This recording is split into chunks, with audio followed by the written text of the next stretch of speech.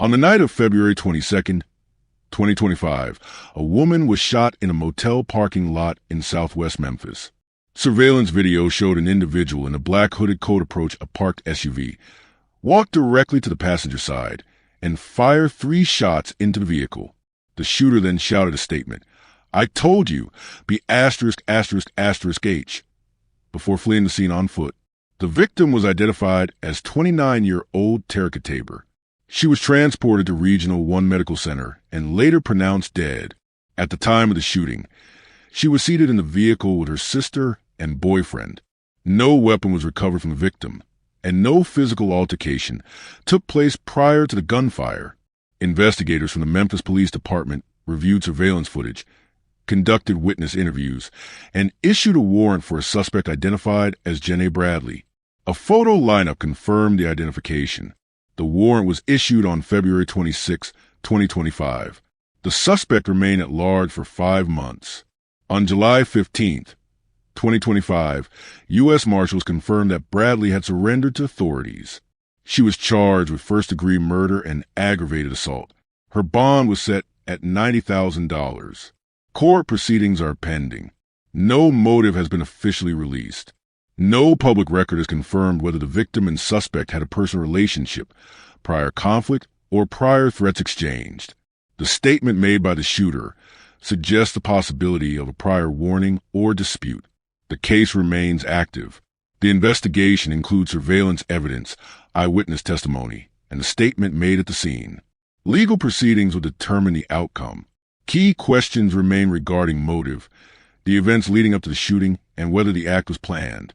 This is a case involving close-range gun violence, public location, and a deliberate act with witnesses present. Stay with us as we unravel this shocking story and uncover the heartbreaking details of what led to this senseless loss.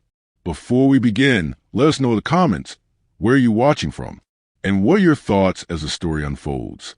Welcome to True Crime Tales, where we reveal the crimes that shock communities and the secrets hidden behind closed doors. Hit subscribe and turn on notifications. You won't want to miss what's coming next. Now, let's begin. Terica Tabor was born on February 5, 1996 in Memphis, Tennessee. She grew up in the southern part of the city within a close-knit family structure. Her upbringing was shaped by the local community and involvement in neighborhood churches. As one of several siblings, she developed early connections with family members that remained active throughout her life. She was known to attend church functions regularly during her youth and maintained strong ties with relatives and neighborhood peers into adulthood. By her late 20s, Terica had become a mother of 3. She played an active role in raising her children, who ranged in age from early childhood to preteen. Described by family members as hands-on, Terica was responsible for the full spectrum of parenting duties. She handled school transportation, assisted with homework, provided meals, and ensured bedtime routines were followed consistently.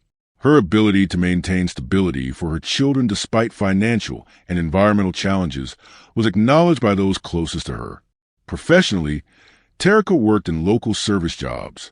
While formal employment records were not released, community members identified her as someone who had held positions in both hospitality and retail sectors. She often worked evenings or weekends to accommodate her parenting schedule. Her social circle included a small group of friends from her church and neighborhood. She was not widely known for nightlife or public activity, but rather for home-centered responsibilities and family routines. Character references from her aunt and close family described her as hardworking and protective.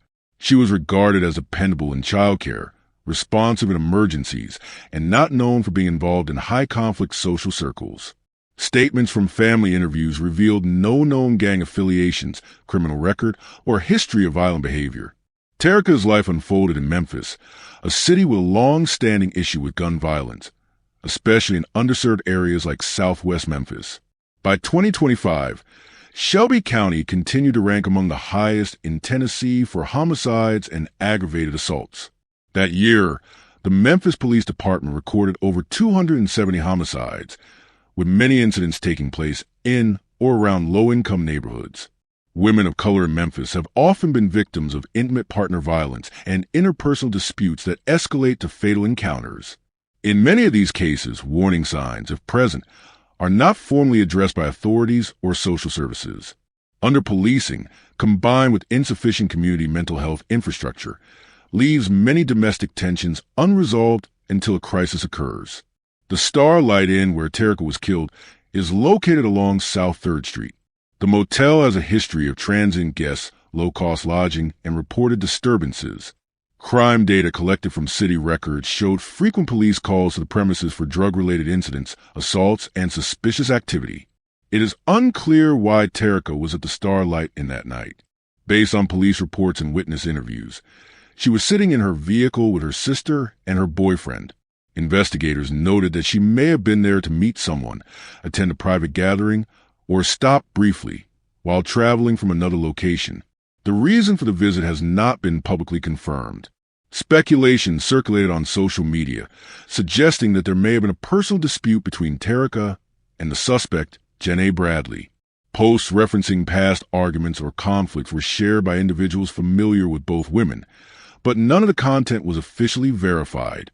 Investigators neither confirmed nor denied whether the two women had a prior relationship, though their familiarity is strongly implied by the events that followed. On February 22, 2025, shortly before 9:45 p.m., Terica arrived at the Starlight Inn with her sister and boyfriend. The three of them remained inside her 2007 Ford Edge in the parking lot. Surveillance footage reviewed by Memphis police captured a female figure, later identified as Jenna Bradley, standing at a stairway overlooking the parking lot. The woman wore a black hooded coat and was seen observing the vehicle. Moments later, the suspect walked toward the Ford Edge, approached the passenger side window, and opened fire. 3 gunshots were heard. Witnesses on the scene reported that the shooter shouted, "I told you, be *****H," after firing the rounds, then fled the scene on foot. Inside the vehicle, Terica was struck in the head by at least 1 bullet. Emergency calls were placed immediately by her companions.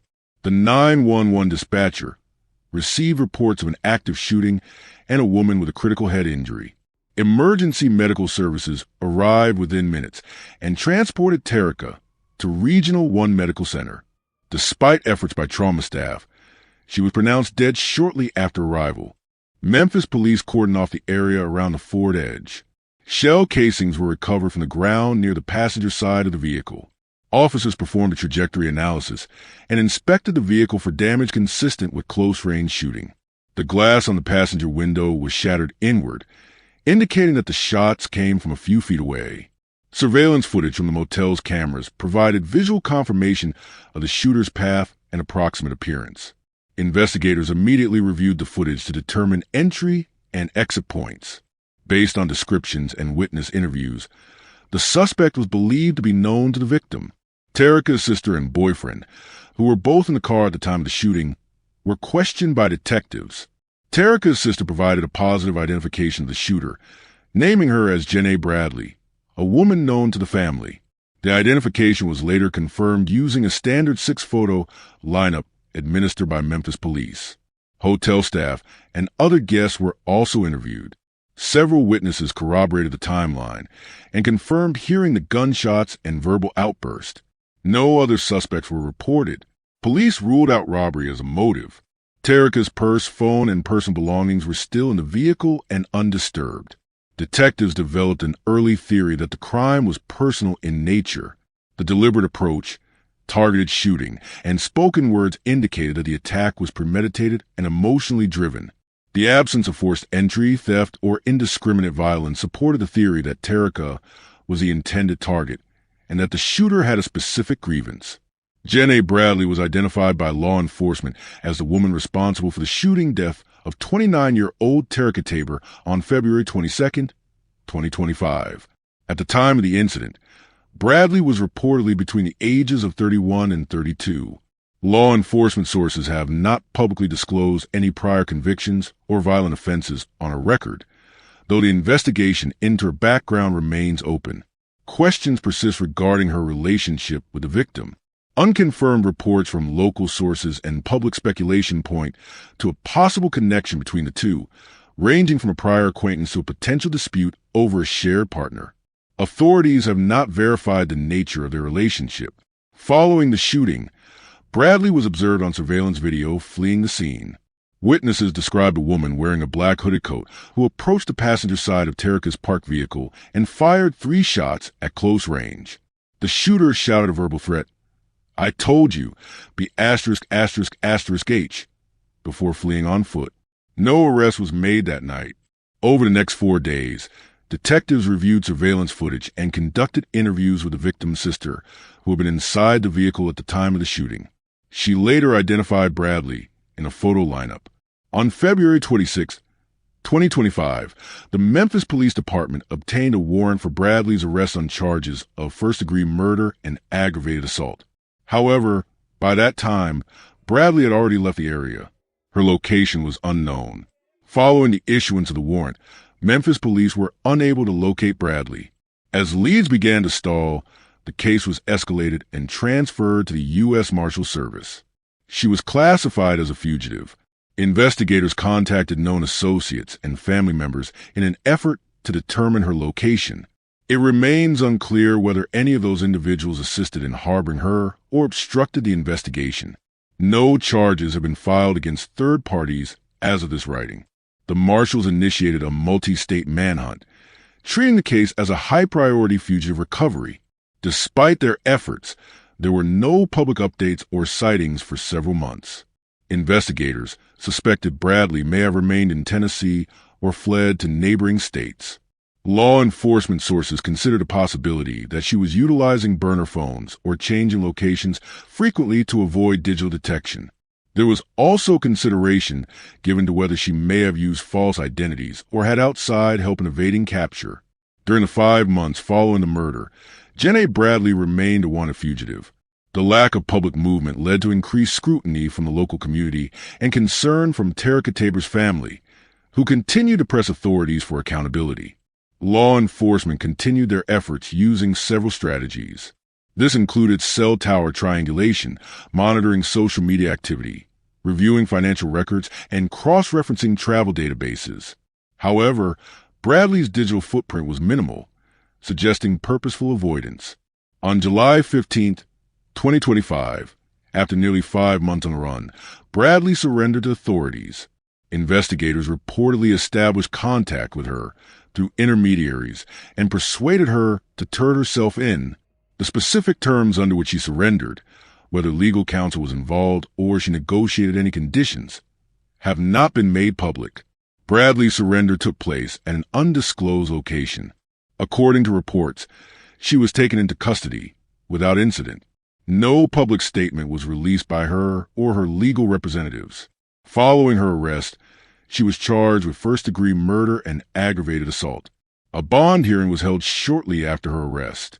The court set her bond at $90,000, a figure that drew mixed reactions from observers given the severity of the charges. As of July 2025, Bradley remains in custody. Court proceedings are underway, with additional hearings scheduled. These include an arraignment, bond review, and preliminary trial dates. While law enforcement worked to detain Bradley, Terica Tabor's family began mourning her loss. Funeral services were held at E.H. Ford Mortuary in Memphis. The community turnout was substantial, with many residents expressing their condolences. Family members delivered tributes and shared memories of Terica as a mother, daughter, and sister. One of the most vocal family members was Terica's aunt, who publicly stated she didn't deserve this. Her comments were included in local media coverage following the arrest of the suspect. Attention quickly shifted to the impact of the murder on Terica's 3 children, who are now left without their mother. The names and ages of the children have not been disclosed to protect their privacy. The emotional toll on the children has not been publicly detailed, but family members have indicated that long-term counseling and guardianship arrangements are being explored. It is not clear who currently has legal custody of the children. Meanwhile, public mourning continues. Online tributes were posted in the days after murder, and fundraisers were established through GoFundMe and other platforms to support the children and help cover funeral costs. Jenna Bradley has been charged with first-degree murder, which under Tennessee law involved the intentional and premeditated killing of another individual. It is considered the most serious form of homicide, carrying a possible sentence of life imprisonment or the death penalty. She is also charged with aggravated assault, typically defined in Tennessee as an attack involving serious bodily injury or the use of a deadly weapon. In this case, it refers to the threat and danger posed to the other individuals in the vehicle during the shooting. In order to secure a conviction on first-degree murder, prosecutors will need to prove that the act was intentional, that there was clear premeditation, that the motive, while not always necessary, is consistent with intentional killing.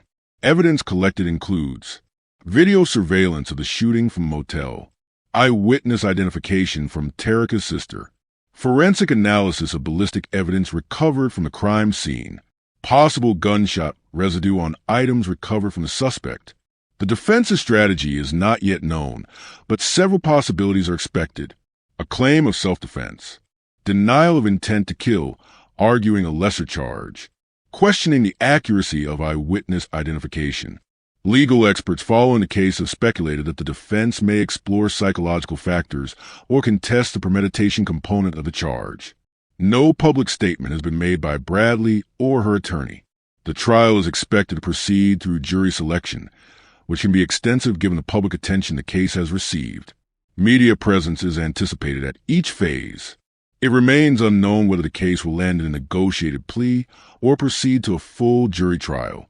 Prosecutors have not indicated whether they will seek the maximum sentence available. The death of Terica Tabor was not random. It happened at close range, in front of witnesses, and with a final statement from the shooter that suggested personal history.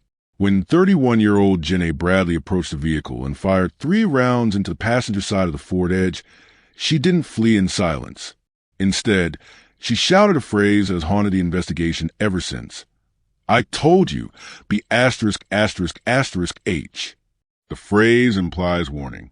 It suggests a previous conflict or confrontation, one where a line had already been drawn. Investigators have yet to publicly release what, if any, relationship existed between Terica and Jenna. However, the context raises questions about a possible feud. Was it over a romantic relationship, betrayal, or ongoing conflict involving family or loyalty? Some local observers speculated that the motive stemmed from a love triangle or dispute over a man. Terica's boyfriend was reportedly seated in the vehicle at the time of the shooting, though no public evidence suggests he was the intended target. Police have not confirmed whether he had any connection to the suspect. A domestic feud cannot be ruled out. There is also the possibility of social media conflicts. In other cases, digital footprints have revealed deleted posts, threats issued through private messages, or public arguments escalating toward real-world violence. In this instance, no social media records have been publicly disclosed. If messages were exchanged or deleted before the shooting, they have not been referenced in court filings. Jenna Bradley's psychological profile is still largely unknown. There's been no official report from a mental health expert, nor has any diagnosis been publicly shared. It is also unclear whether she has a documented history of trauma or past violent behavior. What is known is that she remained a fugitive for nearly 5 months before surrendering to law enforcement. That period of absence may have given her time to reflect or time to plan. Authorities have not revealed whether she had outside assistance while in hiding. The statement she made at the scene, "I told you, be asterisk, asterisk, asterisk, H," may become a focal point in her trial. Prosecutors may interpret it as premeditated intent, proof that she had threatened Terica before and followed through on that threat. Defense attorneys could challenge its context or argue diminished capacity. Regardless, the motive remains officially undetermined. The reason behind Terica Tabor's death, though it appears deeply personal, has not been made explicit by law enforcement or the courts. The case highlights a broader pattern: the growing rate of gun violence among women, particularly black women, that often receives less public attention. When black women are victims of interpersonal violence, whether from partners, acquaintances, or even other women, their stories tend to disappear quickly from headlines. The murder of Terica Tabor reveals gaps in how these cases are handled, reported, and remembered. Community advocates in Memphis have previously raised concerns about escalating violence involving women. In neighborhoods where systemic poverty, limited mental health services, and underfunded schools converge, Interpersonal disputes can escalate without intervention. Whether this tragedy was preventable is now a central question. The motel where the shooting took place, Starlight Inn, has a prior history of disturbances and violent incidents. Some locals report minimal security presence and a lack of surveillance in high-risk areas. It is unclear whether the motel had any policies in place to prevent violent encounters or if law enforcement had been called to property in the days prior. On the policing front, the initial response to the shooting was swift. Memphis Police Department, MPD, secured the scene, collected surveillance footage, and quickly identified a suspect. A photo lineup was used, and Terica's sister identified Jenna Bradley as the shooter. A warrant was issued within 4 days. However, Bradley remained a fugitive for nearly 5 months. That delay raises questions about jurisdictional cooperation, manpower, and resource prioritization. Once the U.S. Marshals Service took over the case, she was persuaded to surrender. Whether local police exhausted all avenues during the early months remains unknown. This case illustrates the complexity of collaboration between municipal departments and federal fugitive task forces in homicide investigations. It also reveals how time lost in an arrest may affect public perception of justice being served. Jenna Bradley is now in custody, charged with first-degree murder and aggravated assault. Her bond has been set at $90,000. Legal proceedings are underway, with the next hearing expected to address bond reduction requests and the official scheduling of a preliminary trial date. If convicted of first-degree murder in Tennessee, Bradley could face life in prison. The state statute requires prosecutors to prove that the murder was intentional and premeditated. Surveillance footage, eyewitness accounts, and her spoken words at the crime scene are likely to be central pieces of evidence in the prosecution's case. For Terica's family, especially her 3 children, the aftermath of her death has only begun. The children are now without their mother, and questions remain about their care and psychological well-being. Family members may seek counseling support, but long-term trauma for minors in violent loss scenarios is well documented. A civil lawsuit against the shooter is a possible next step for the family. While criminal charges address justice on behalf of the state, civil proceedings could allow the family to pursue financial compensation for wrongful death and emotional distress. Still, the larger question remains: can justice ever be enough? For some families, no sentence or ruling can fill the void left by a lost loved one. For others, a conviction and life sentence may represent accountability. Either way, community discussions on healing and closure will follow the trial's outcome. At the core of this story are unanswered questions. What exactly led to the shooting that night? What was the nature of the dispute between Terica Tabor and Jenna Bradley? Was this the result of an ongoing threat that authorities missed, or did the situation escalate without warning? What were Terica's final words? Was there time for her to say anything before the fatal shot? Witnesses may eventually reveal more details, but for now, that part of the narrative remains unclear. There's also the matter of delay. Jenna's 5 months as a fugitive. Was that a result of limited resources or missed opportunities by law enforcement? How might that delay affect public trust in the process? Terica Tabor's life extended far beyond the circumstances of her death. She was a mother, daughter, sister, and friend. Her children will grow up remembering her not just through photos and stories, but through the traumatic impact of how she was taken. Her name now joins a growing list of women whose murders demand both attention and action. This story reflects deeper systemic issues: gun violence, gaps in justice, and the recurring invisibility of Black women in homicide cases. The legal system will determine guilt or innocence, but long after the verdict, the community will still be asking, why did this happen, and what could have stopped it?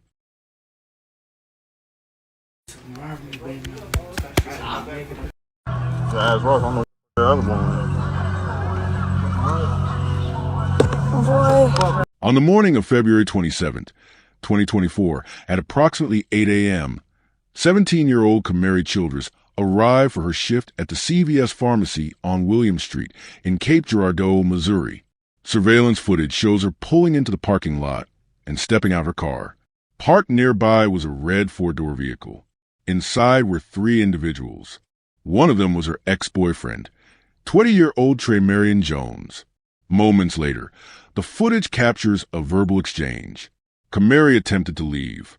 As she moved away from the scene, multiple gunshots were fired. She ran across the parking lot, but was struck and collapsed. A 53-year-old man, uninvolved in the situation, was also shot while standing nearby.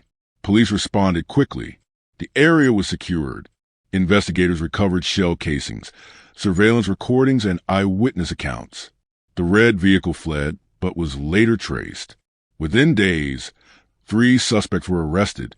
Trey Marion Jones was charged with first-degree murder, unlawful use of weapon, assault, and armed criminal action. Yannick Kane was charged with tampering with physical evidence after returning to the scene to retrieve a cell phone from Kamari's vehicle. A third individual, Zamia Smith, was charged with hindering prosecution and resisting arrest. Good afternoon. The 3 people charged in a deadly shooting that killed a 17-year-old girl and injured a man appear in Cape Girardeau court this morning. In Cape Girardeau County. Trey Marion Jones has been charged with first-degree murder, among other charges. Yannick Kane was charged with tampering with physical evidence.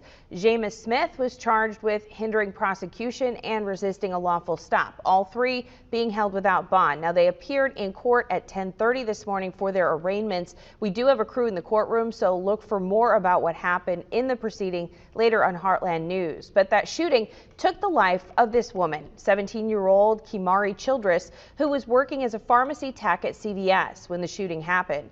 The CVS in Cape released this statement saying that they are devastated to learn of Childress's death. CVS says that Childress was a bright young woman who cared for her patients.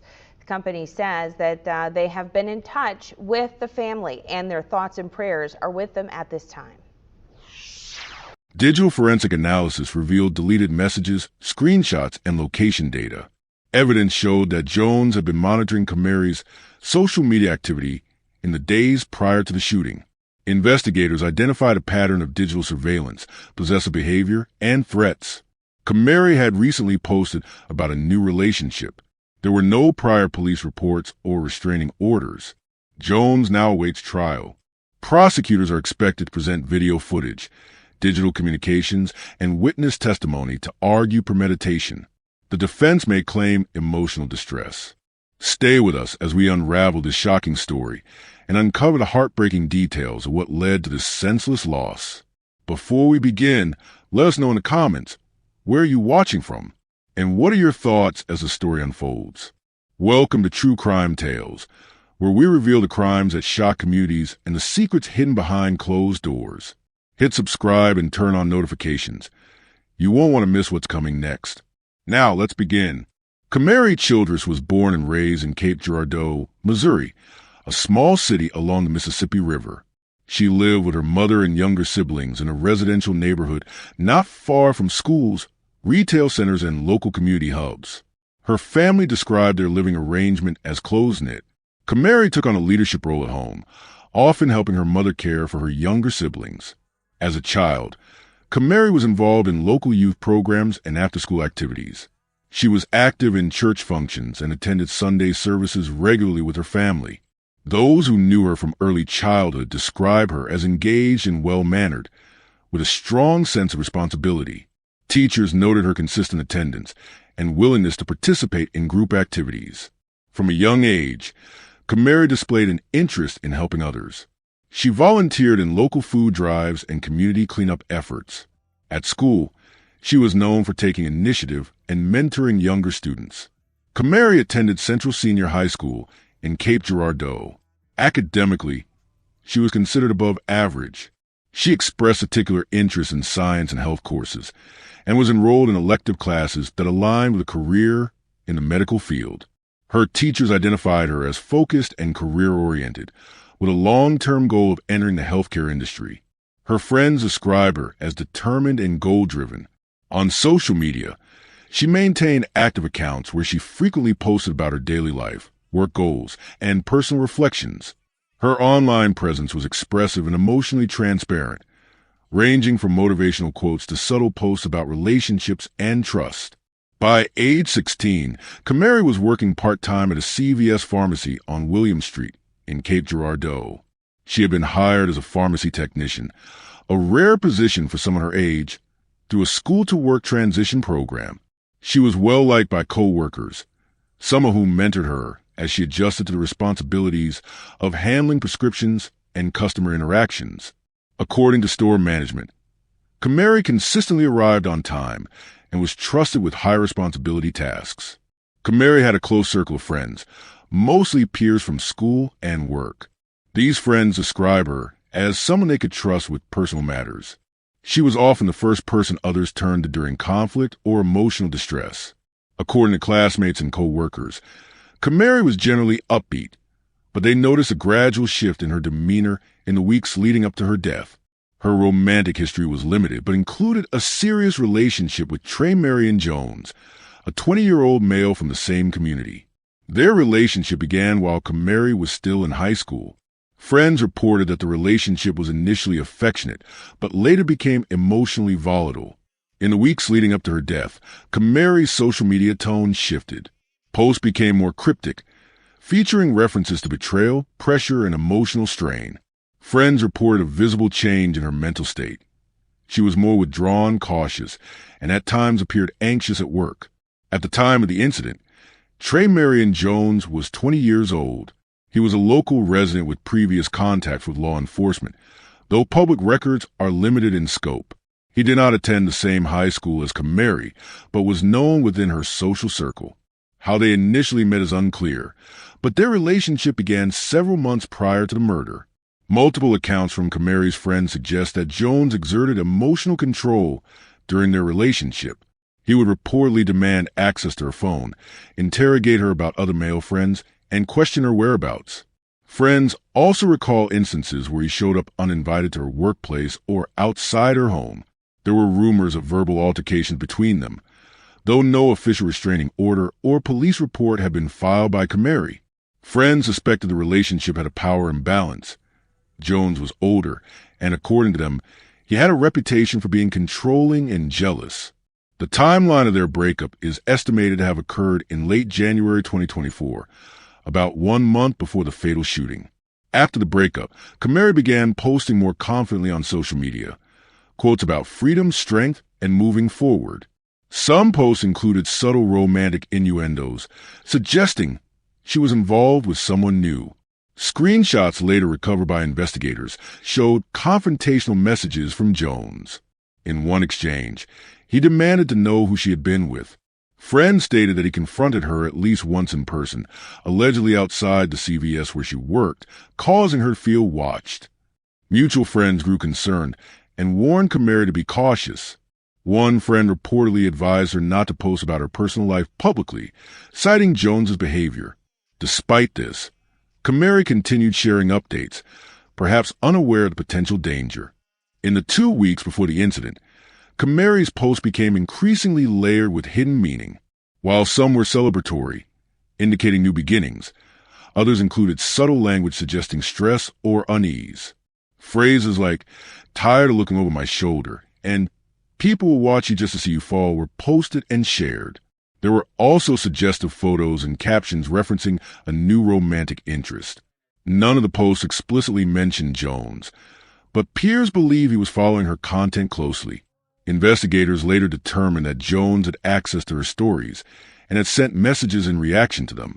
Some posts were reportedly deleted within hours of being published, suggesting that Kamari may have had second thoughts about being so public. These deleted posts were partially recovered during the digital forensic analysis conducted after her death.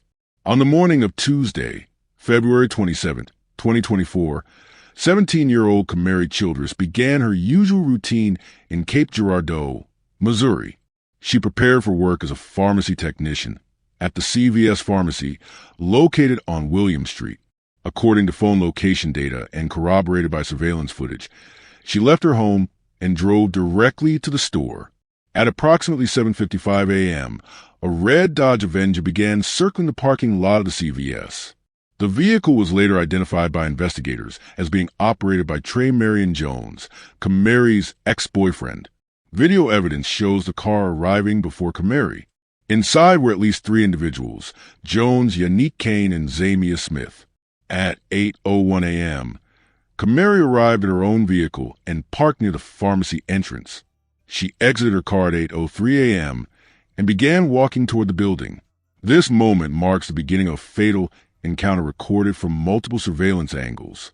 Surveillance footage from the store and adjacent buildings shows Kamari approaching the CVS, while Jones's vehicle remained parked across the lot.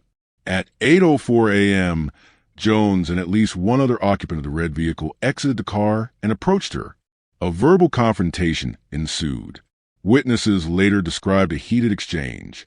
No audio is available from the cameras, but visual cues showed aggressive gestures and confrontational body language. The altercation lasted less than 2 minutes. Kamari turned away, walked back toward her car, and got inside. At that moment, Jones returned to the red vehicle briefly.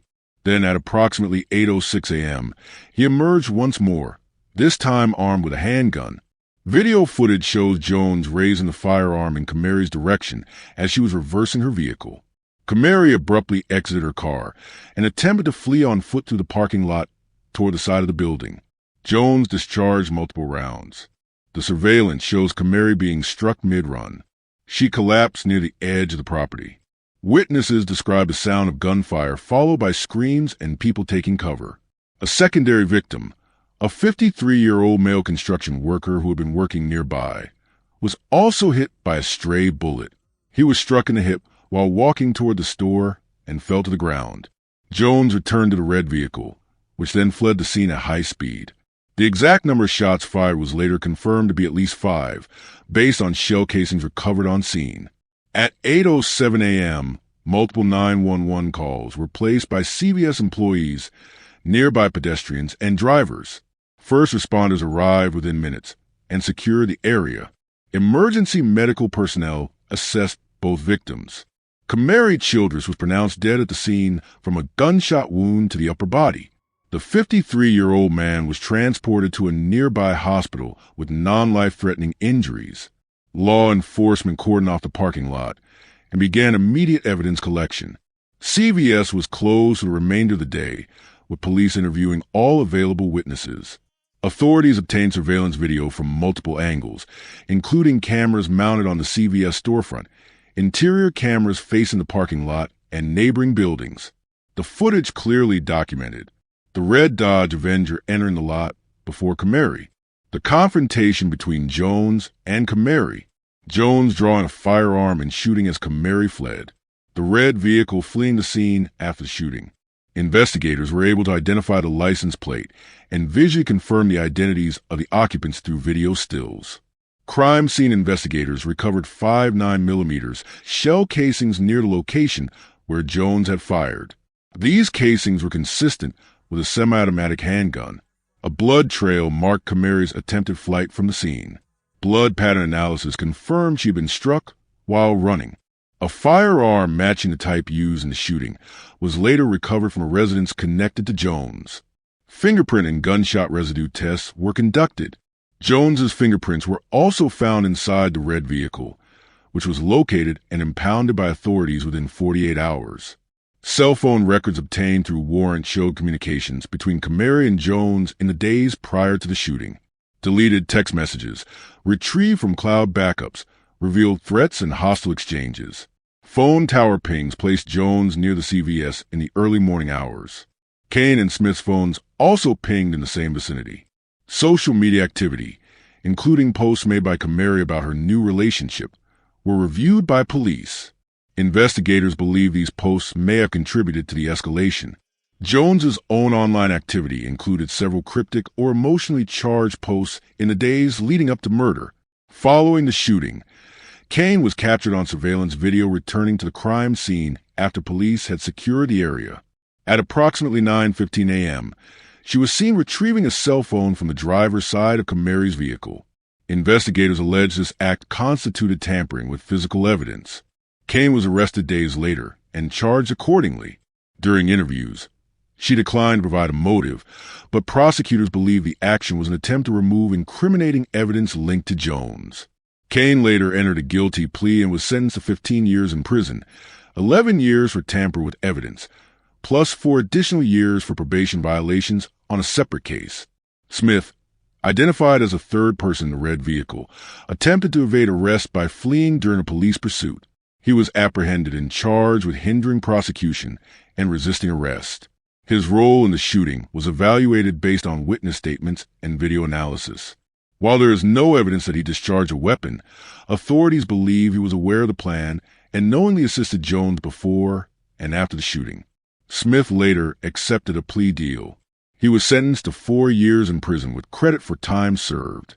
The investigation relied heavily on surveillance footage from the CVS parking lot and surrounding businesses. Investigators matched GPS data from cell towers with video timestamps, confirming their presence at the crime scene during the time of the shooting. Witnesses on site further identified Jones and provided consistent descriptions of his movements and physical appearance. Anonymous tips received through a local crime reporting platform helped authorities locate the red vehicle involved in the shooting and eventually led to the arrests.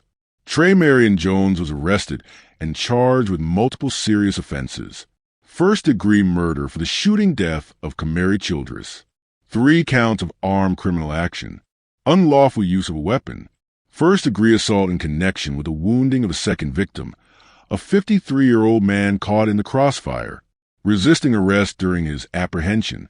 The man accused of killing Kamari Childress is expected to be back in court next week.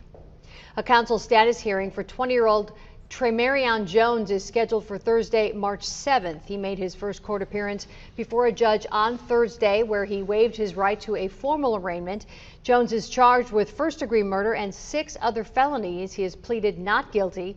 Jones could be sentenced to life in prison if convicted. Yannick Kane faced 2 separate sets of charges: felony tampering with physical evidence for returning to the scene and removing items from a victim's vicinity after law enforcement had taken control of the area, a probation violation from an unrelated case, which enhanced sentencing possibilities.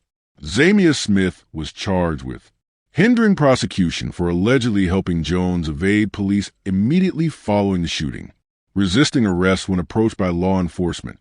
In the months following the arrests, all 3 suspects appeared in court for arraignment and pretrial hearings. Good afternoon. The 3 people charged in a deadly shooting that killed a 17-year-old girl and injured a man appear in Cape Girardeau court this morning.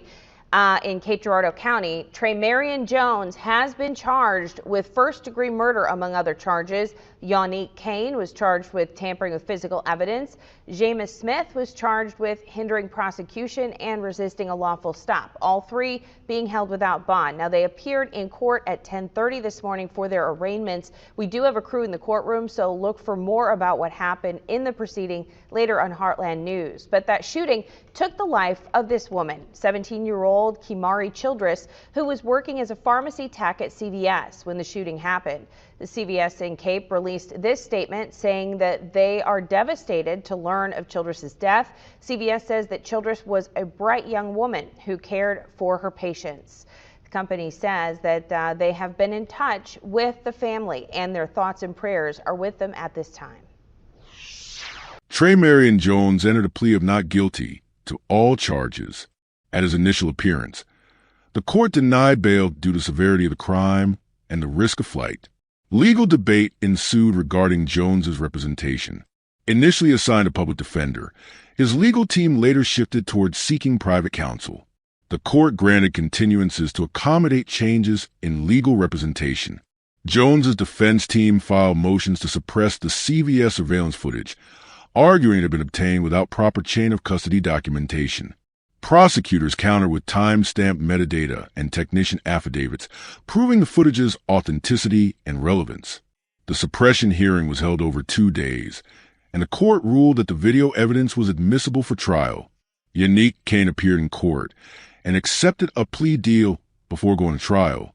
The prosecution offered a combined sentence in exchange for a guilty plea to evidence tampering and acknowledgement of the probation violation. Kane accepted the deal. Zamia Smith also entered a guilty plea. Court transcripts indicate his legal team negotiated credit for time served in exchange for cooperation with investigators and acceptance of charges related to resisting arrest and obstruction. On June 24, 2024, Yannick Kane was sentenced to 15 years total, 11 years for tamper with evidence, and 4 years for violating terms of a prior probation. Both sentences are to be served consecutively. Zamia Smith received a 4-year sentence, with credit for 337 days served. The remainder of the sentence may be served under supervised release, depending on parole board decisions. Trey Marion Jones is scheduled for trial from September 22nd to September 25th, 2025, in Cape Girardeau County Circuit Court. The prosecution plans to present video surveillance, phone metadata, physical evidence including shell casings, and testimonies from eyewitnesses and responding officers. The trial is expected to last 4 days. If convicted of first-degree murder, Jones faces a potential life sentence without the possibility of parole. Prosecutors have not sought the death penalty. The trial is expected to draw significant media attention and public observation due to the circumstances of the case and the age of the victim. Kamari's death triggered a wave of local mourning. On March 5, 2024, what would have been her 18th birthday, family and friends organized a balloon release at Cape County Park South. The event included prayers, a moment of silence, and community reflections. News media were present to cover the memorial. On February 27, 2025, a 1-year anniversary memorial was held at the same CVS location where she was killed. Dozens gathered, releasing smiley-face balloons in her memory. Her family, classmates, co-workers, and community members gave brief public statements. Law enforcement and city leaders also attended the ceremony. The incident generated widespread discussion on social media. The hashtag Justice for Kamari began trending regionally, with thousands calling for accountability and transparency in the investigation. Online forums and local media channels were filled with commentary about the risks of teen dating violence and the need for legislative reform. Multiple local advocacy groups used Kamari's case to highlight flaws in how stalking, harassment, and threats from ex-partners are handled, especially involving teenage victims. The response also prompted local officials to call for a review of workplace safety policies. Advocates pointed out that many teenagers do not recognize early signs of partner violence. National statistics suggest 1 in 3 teens in the U.S. experience some form of dating abuse, but few report it. It remains unclear whether Kamari was aware of available resources or whether she reached out for help prior to the shooting. Missouri law allows minors to seek protective orders, but the process can be difficult without adult support or legal guidance. The CVS where Kamari worked did not have on-site security, and the parking lot had no visible surveillance staff. Questions were raised about whether employers should be responsible for flagging suspected threats to employees, especially when threats originate from known individuals. Recommendations were made to enhance employee safety measures during shift changes. There were no public records of previous complaints made by Kamari against Jones. However, police confirmed that Jones had been involved in prior low-level offenses not related to this case. Advocates argue that more should be done to connect behavioral patterns across jurisdictions and ensure early intervention when individuals begin displaying violent or stalking behavior.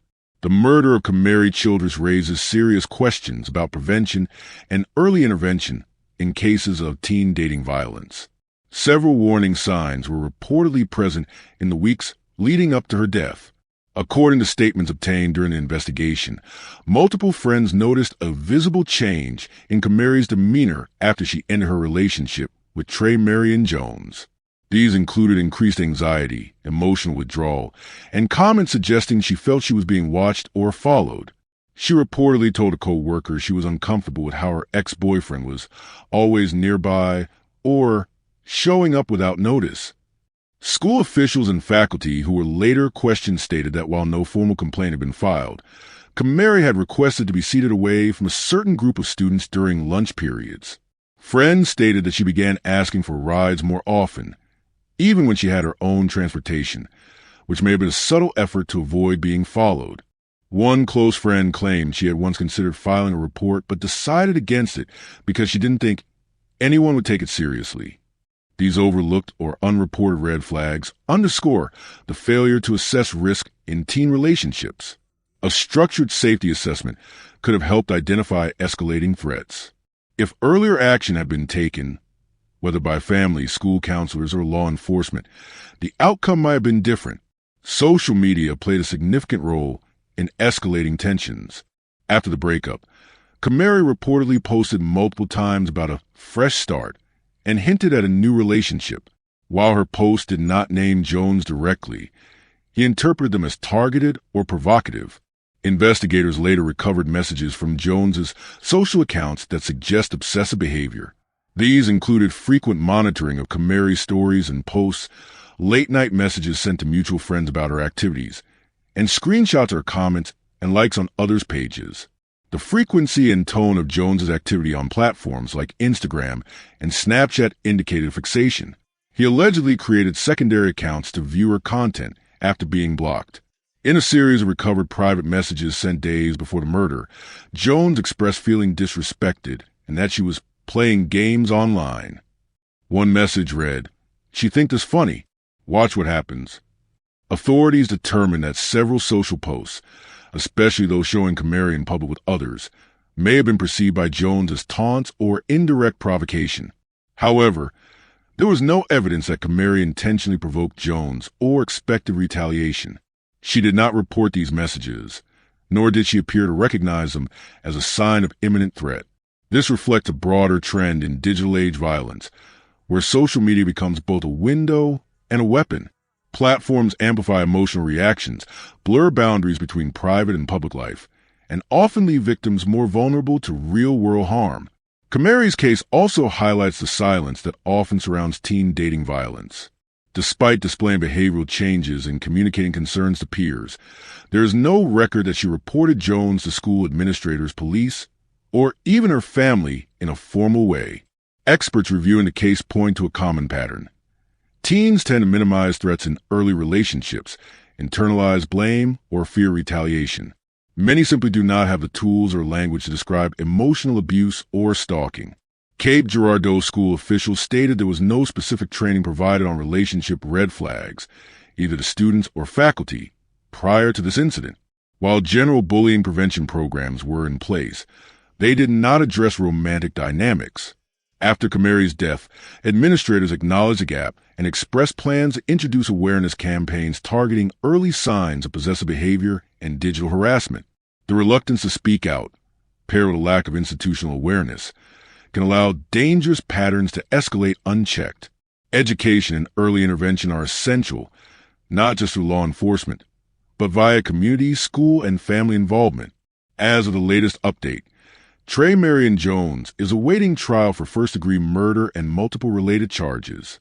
His trial is scheduled for September 22nd to 25th, 2025, with a pre-trial hearing set for September 2nd. Prosecutors have confirmed their intent to pursue a strategy focused on premeditation. This will include video evidence from the CVS parking lot, digital records of threats and social media activity, and witness testimonies confirming prior harassment. The state's case is likely to emphasize that Jones waited in the CVS parking lot, approached Kamari unprovoked, and opened fire as she attempted to flee. Clear indicators of calculated intent. Prosecutors will argue that Jones's actions followed weeks of stalking, obsessive behavior, and unreported digital threats, culminating in a fatal act of control. On the defense side, sources close to the proceedings have suggested that Jones may pursue a strategy based on emotional distress. There is speculation that his legal team could argue diminished responsibility due to mental health issues or heat of passion, attempting to reduce the charge to second-degree murder or manslaughter. Legal analysts note that this case may set a precedent in Missouri regarding teen relationship violence, particularly where social media plays a role in premeditated behavior. The trial's outcome could influence future prosecution strategies and lead to expanded definitions of digital stalking and harassment in legal statutes. Following Kamari's death, her family established the Kamari Foundation for Youth Empowerment, which aims to educate teens on identifying toxic relationships, navigating conflict, and advocating for personal safety. The foundation is also working with local schools to sponsor scholarships in Kamari's name, particularly for students pursuing healthcare careers, an aspiration Kamari herself once held. A memorial mural was painted outside her former school, and her birthday is now marked each year by a balloon release and candlelight vigil attended by classmates, educators, and community leaders. Her story has become a local symbol, not only a tragedy, but a transformation, a turning point for the city in how it confronts youth violence, domestic threats, and digital abuse. In the wake of Kamari's death, Cape Girardeau city officials formed a gun violence task force. Their findings, submitted to City Council in early 2025, outlined several deficiencies in public safety infrastructure. As a result, the city has moved to adopt a real-time surveillance network and ShotSpotter gunshot detection systems in high-risk areas, including the CVS lot where the shooting occurred. Additionally, the city launched anonymous reporting apps for teens facing harassment or stalking, expanded neighborhood watch initiatives, and introduced new safety training protocols for local businesses. Perhaps most importantly, the Cape Girardeau School District began mandatory educational sessions on teen dating violence in all high schools. These include role-playing scenarios, warning sign identification, and digital safety practices, marking a significant cultural shift in how early relationships are approached in the classroom. This case, while devastating, has prompted systemic reflection and community-driven change. Kamari Childress's death exposed vulnerabilities in how we understand and respond to teen abuse. But through new programs, legal actions, and the voices of those she left behind, her story continues to shape a safer, more aware future. If you found this story as gripping and heartbreaking as we did, don't forget to like this video and share it with others. And if you want to hear more true crime stories that uncover the mysteries behind these tragic events, make sure to subscribe to our channel and turn on the notification bell. You won't want to miss our latest stories, updates, and discussions. Thank you for joining us on this journey to seek justice and explore the truth. Together, we can make a difference. Until next time, stay safe and stay aware.